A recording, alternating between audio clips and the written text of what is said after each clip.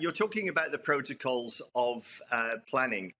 To do all of this, we look at planning, preparation, and delivery.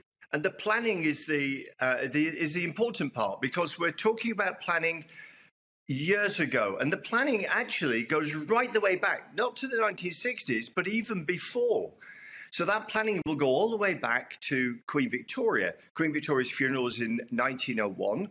And Queen Victoria requested that the funeral marches of Beethoven and Chopin were used for her state procession.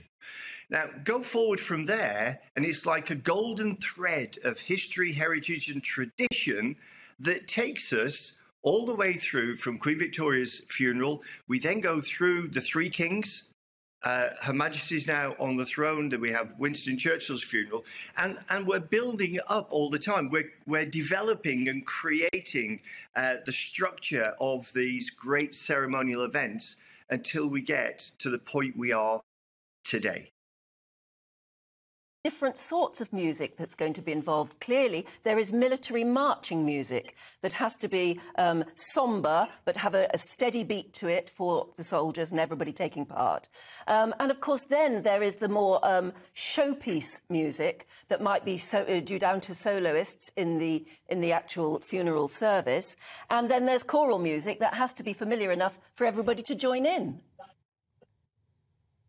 There is, of course. So you have the element of the service at the cathedral.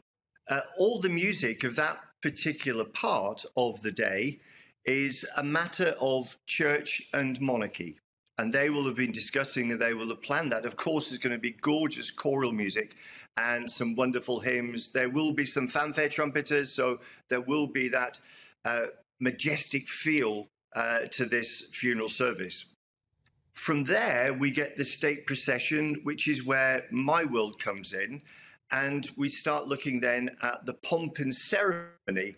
Now, the pomp and ceremony, as far as music is concerned, is, of course, the funereal marches that are played. And on Monday, we're going to be hearing 3 Beethoven funeral marches. Chopin, again, look at that golden thread of history, heritage, and tradition, back to Queen Victoria. We're also going to be listening to Mendelssohn's funeral march as well. So there's a lot of powerful music there. And that music is all somber music, and it's there to unite a nation in their grief and their mourning for our much beloved late Majesty.